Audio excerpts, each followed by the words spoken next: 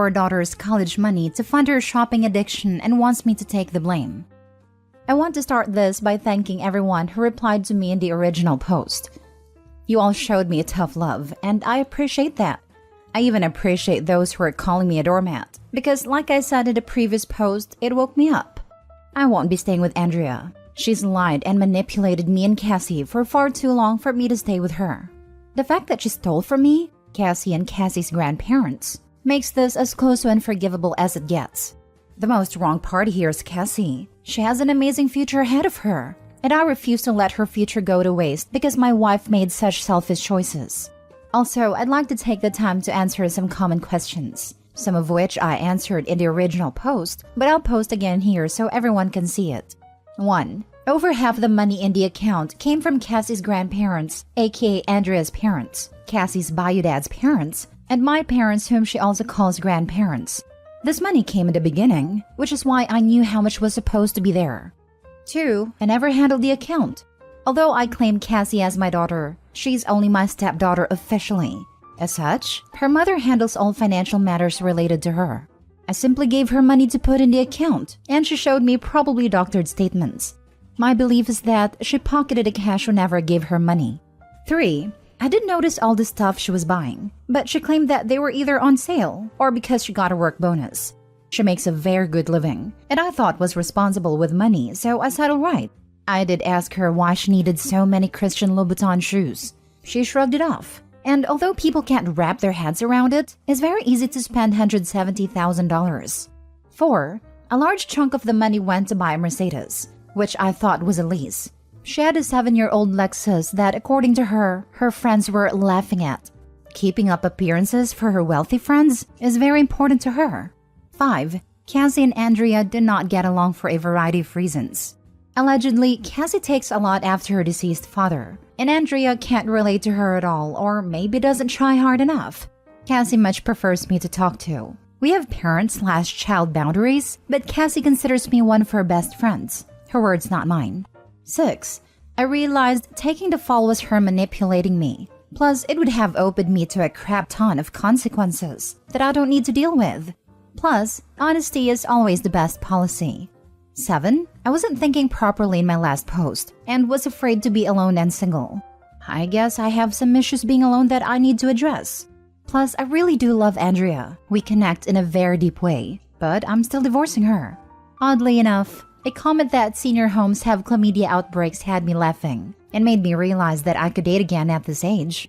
Plus, you guys gave me some very nice compliments, so thank you for those. After my final updates on the original post, I talked to Andrea deep into the night. She went back and forth with me on admitting to Cassie what she did.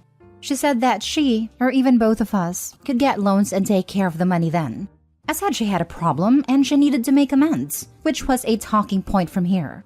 When I threatened her with divorce, she agreed to tell her, so long as I don't divorce her. I guess she's afraid of losing everything. That afternoon, we sat Cassie down and told her the facts. She thought we were just kidding at first, but when she realized we weren't kidding, she got extremely upset.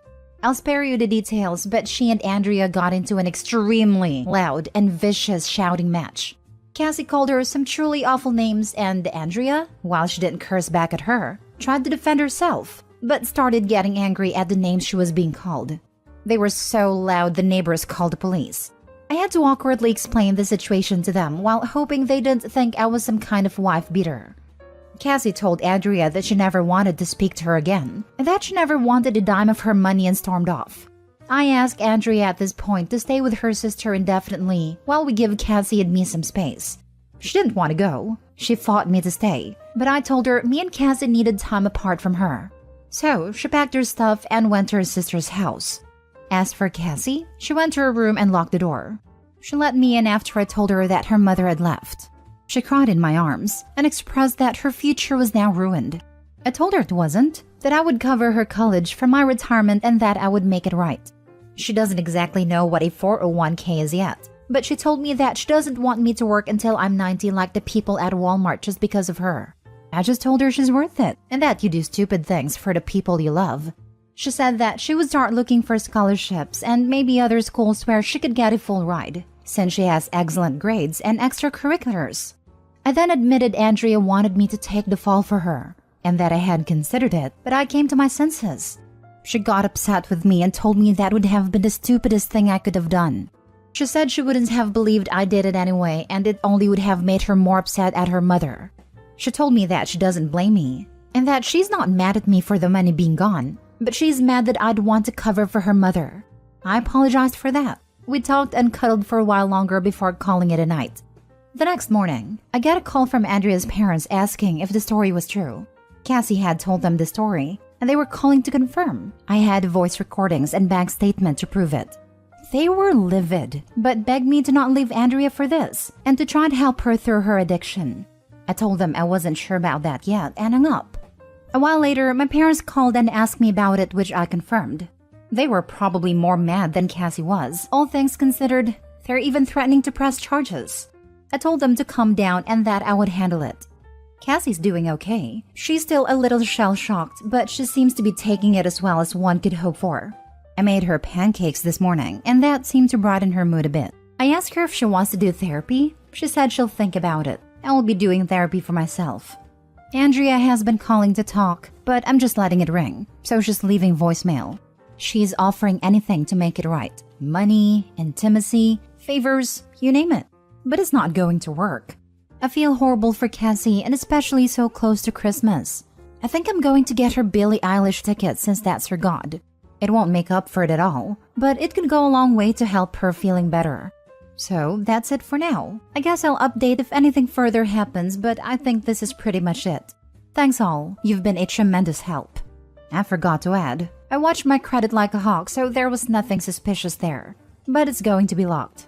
I'll be going to my accountant next week to have Andrea removed from everything meaningful. Life insurance, will, bank accounts, etc. And I'll be adding Cassie instead. I've started changing passwords and the like so Andrea doesn't have access. I'm stringing Andrea along with non-divorce until my accounts are secure. Also, from what I can tell, Cassie's credit is okay, but I'll be doing a deep scan and locking that as well. Now for the comments. Hold on. Do not cash in your retirement. You have other options to get probably most of the money back. Sell the Mercedes. Sell those Christian Louboutin shoes and all of this other designer stuff she has. Even Cassie has been suggesting other ways. She can probably get scholarship money. I think you're doing the right thing. Sell these possessions and do everything you can to not cash out your retirement. You have other options. She needs to sell everything to make partial things right. Even if she ends up driving around a Honda car or takes public transportation. Sorry, forgot to put it in the post. She doesn't want to sell her stuff and is just offering to get a loan. I'm proud of you, Opie, for being truthful to your daughter and recognizing how manipulative your wife has been. However, I'm disappointed to see you're still letting your wife walk all over you when it comes to taking accountability for her actions. According to your comments, you're willing to sacrifice your retirement plans because your wife doesn't want to sell the things she bought with the money that wasn't hers. Why does she get a choice here? She acknowledges screwing up, but doesn't want to actually make things right by her daughter? You need to call her and let her know that if she doesn't actually make a plan to pay back the money she owes, you and your parents will sue her. You need to make better choices for yourself and for your daughter. Maybe I'm wrong here, but I don't view it as her walking all over me. She's lost her marriage, her daughter, her family's furious with her, and her friends will likely drop her when they hear what she's done and realize she's not as wealthy as she appears to be. To me, that seems like real consequences. I'm a big fan of The Twilight Zone, and this seems like one of those endings where the person gets what they want, but doesn't realize what they had to give up to get it. She can have her possessions. It just cost her everything to get it. To quote Jake the Snake Roberts, she is a victim of her own greed, wallowing in the muck of her own avarice. Plus, she'll likely end up getting sued by my parents anyway. And if Cassie decides she wants her money, then I'll support her fully in getting it. My retirement will be fine. Let's just say my portfolio is very diverse and healthy. Plus, I have an inheritance. I'm not bragging, just stating facts. Plus, there is a chance Cassie gets a scholarship or assistance. Last story. My dad secretly got married on my anniversary and I'm pretty sure I made him cry. My dad, 52 male, got married on my 31 female, 4th year anniversary. That's not the part that I'm upset about. It's mildly irritating given there are 363 days of the year that aren't his children's wedding anniversaries.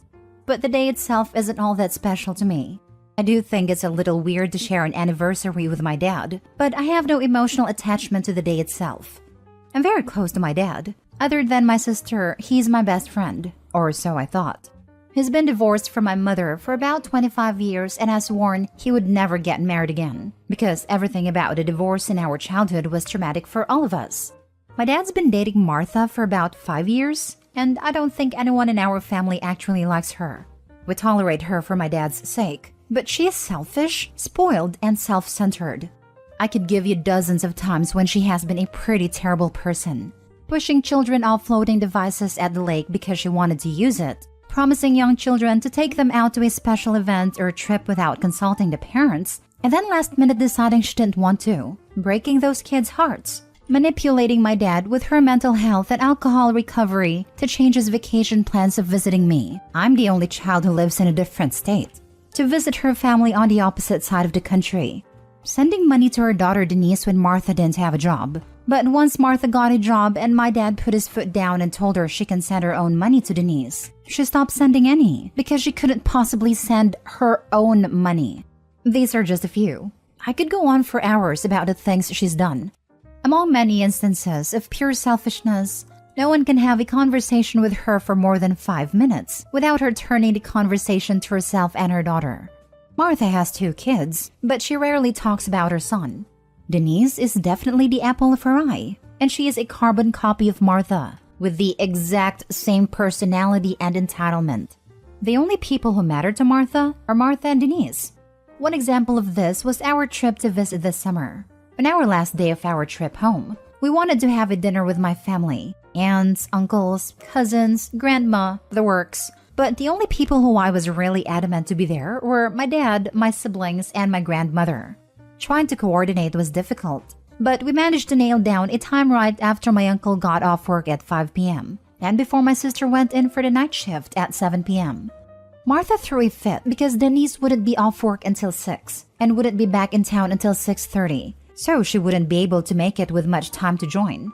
I made it clear to my dad, in no uncertain terms, that I didn't care if Denise made it, and that Martha didn't have to come either if she had an issue with me wanting to work around my sister's schedule more than anything else. The way I feel about their relationship is how I imagine my dad felt about every guy I dated in high school in my early 20s. She's not good enough for my dad, but he's an adult and can make his own decisions. I love my dad more than I dislike Martha, so I tolerate her in as small of doses as I possibly can. For whatever reason, she makes my dad happy, and that's the part that really matters. Now on to the main deal. They got married, despite literal decades of my dad swearing he never would again. The part that I'm upset about is that my siblings and I were given no heads up until Martha posted it on Facebook. We didn't get a phone call or even a message that they had taken the step, and I was hurt. My sister was angry, but I'm just hurt. My dad is such an important part of my life that when I got married, I asked him to sign my marriage license as my witness. He and my husband's mother were the only people there. My sister did the same thing a few months later when she got married. No one else but her husband's dad and my dad. I wanted my dad to be a part of one of the most important moments of my life, but I feel like I wasn't important enough to be a part of his. But my dad being happy is really all that mattered, so I called him and congratulated him on getting married. I told him I was a little hurt I had to find out on Facebook of all places, but that I was happy he found someone that made him happy. He told us no one knew, except for Denise who signed the marriage license and my grandmother. This is where I made him cry, when I learned that Martha's daughter of all people not only knew about it before it was posted on Facebook, but also that she was involved. I lost it. I'd like to blame pregnancy hormones, but I can't because I'm sure I would have lost it even if I wasn't pregnant.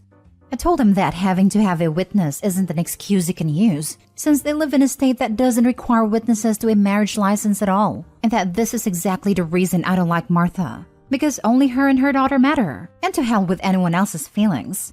I told him that if the roles had been reversed, if I had gotten married, and he had found out via Facebook, he would have been hurt and felt excluded as well. We were video chatting and he was silent and I could see he was crying. I took a breath. I apologized and told him this wasn't what I called for, that I really just wanted to tell him I was happy for him, and that I'm sorry went off, but the damage was done. He wouldn't look at the phone. He just said it's okay, and then I said I had to go. I told him I loved him and got off the phone. I feel like a real a-hole. My husband says I'm an a-hole and have no reason to be upset. But that doesn't change the fact that I am, and I'm not even sure what I'm supposed to do about it. Now for the comments.